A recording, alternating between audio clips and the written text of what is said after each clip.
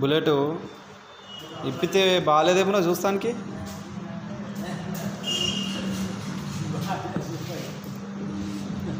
ఇగో వీడు మా తమ్ముడు బుల్లెట్ ఇప్పిండు.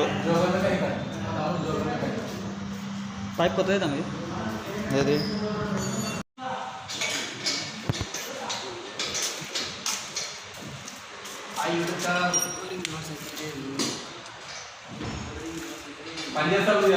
యూట్యూబ్ కోసం బుల్లెట్ వీడియో.